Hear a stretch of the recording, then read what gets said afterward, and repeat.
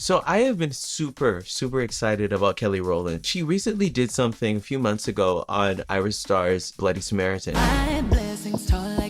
She really just had a verse, but the verse was absolutely astronomical in terms of showcasing Kelly's skill as a singer, her ideas, and her capability as a studio vocalist. I kind of wanted to geek out about it for a moment with you guys. I have no idea where we're gonna go with this conversation. I have a few notes, but I'm really giddy about this thing, so I'm just gonna talk about it.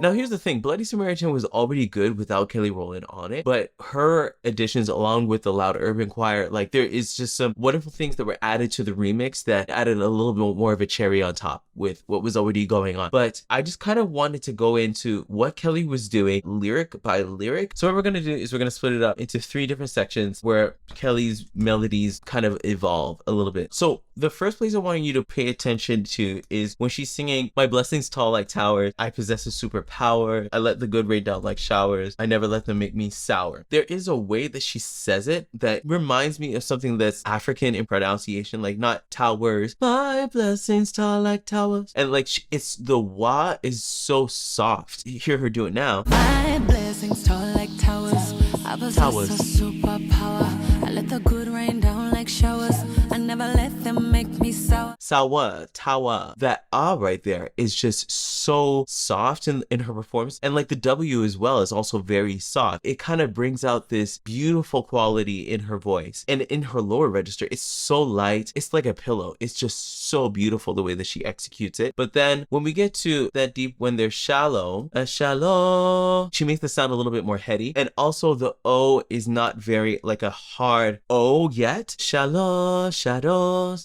Cause it ain't that deep when they shallow. They show you love, but be hating in the shadows. And it's also very light, it's very heady. But then also when we come back with, you know, no ammo, that's when she's giving you a little bit more chesty Kelly. No ammo. Wanna shoot me down, no ammo. And here's the thing, because she sang it so softly in the beginning, when she comes in with ammo, she's still not singing very hard, but she's singing harder. And because she decided to make the other pieces a lower dynamic and a softer performance, when she comes in with ammo, it kind of feels like, oh, whoa. And of course, she's got the layers on shadow, shallow, ammo. What I love about these 3 stanzas as well is that you have a really good progression through the different parts of Kelly Rowland's vocal range. In the first stanza, like she's a lot more in the lower parts of her range. And then when we get to you're getting her that's in a more chesty place and also, you know, in more of a mid-range. And then when we get to the last part,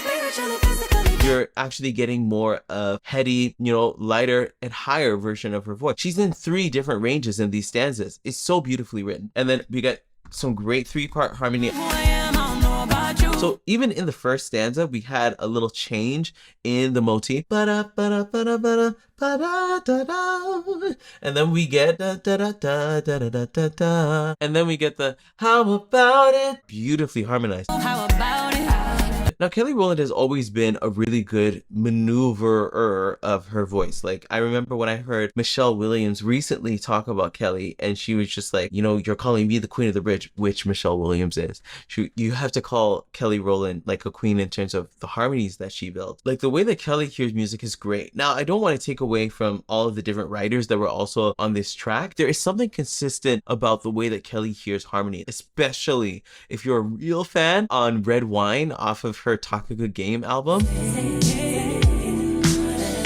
Yeah, like there are some amazing extensions of what Kelly Rowland is doing on a consistent basis. It's absolutely phenomenal. She's pulling from so many different spaces in her voice and in her lexicon, her knowledge of singing to create art and to say what she wants to say. And this is what I'm so passionate about and helping all of you doing in your journeys as singers, because here on this channel, we're helping you to reclaim your voice, because there's so many things in our lives that can take away from our expression, take away from our ability to just, you know, make the time to sing and allow ourselves to get the wonderful feelings that we get from the world of singing. So if you're struggling with actually, you know, getting to that place where you can express yourself musically with your voice, I actually want to help you. I've actually created an online resource to kind of help you through at least the beginnings of creating your own musical sound. So I want you to go to reclaimyourvoice.ca/masterclass and watch my free training there, where I give you 5 very important points to actually help you to go from, not really understanding what your sound is to really being able to deliver your sound in a confident and in a skillful way. So go to reclaimyourvoice.ca/masterclass and let's reclaim your voice. Reclaiming my voice. Anyway, back to Kelly Rowland. We get Kelly going off. Oh my gosh, it was just so well executed. Well, first of all, you're hearing a different part of Kelly's voice again. She's very heady and very airy too. One of the strengths of this verse is in the way Kelly delivers on these motifs. That's what makes me think that verse like this feels more like a rap feature to me. And here's the thing, I'm not an expert on rap at all. Like, I do more singing. But from what I've heard of rap, like, there is just so much intention when it comes to landing on, a rhyme or creating these different sounds that will put the lines in a particular context poetically. Even here, like, so serious, meticulous, and then, creating different rhyme schemes within the rhyme schemes. It's like the melodic motifs here end up like a rhyme scheme. The consistency of that melody that's there is constantly giving the listener something that sounds familiar to kind of help to guide them through the rest of the passage. And these motifs are everywhere. We've already talked about some of them, but I just love how motif based this entire melody is.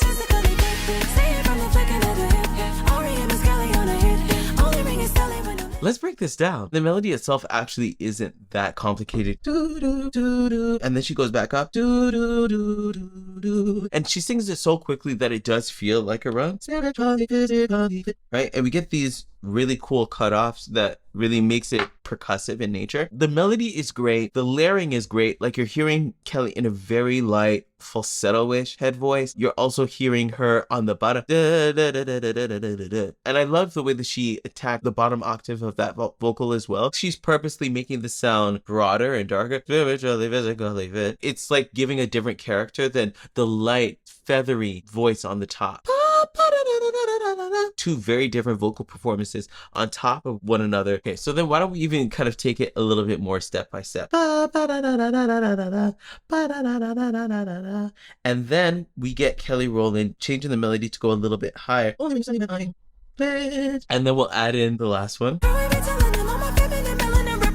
That is totally a run. Girl, we be telling him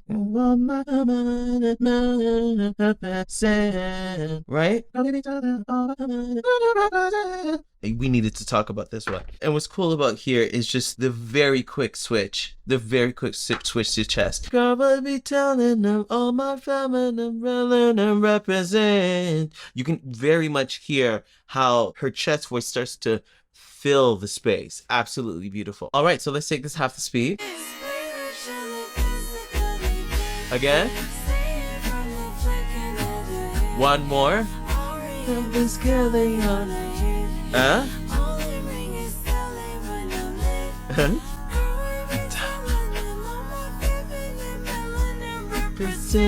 And let's take this full speed.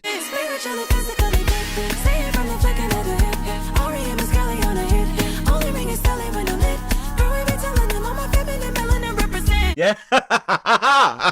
Kelly Rowland, everyone. Kelly Rowland. Woo! And if you love Kelly Rowland like I do, I actually talked about her song You Change on an episode of my former show, Listen Deeper. So I want you to go check that out right there. And also subscribe to this channel if you're new, because this is the place where we help you to reclaim your voice. Reclaiming my voice. I'm O'Neal Gerald, and I'll see you all in another video. Bye, everyone.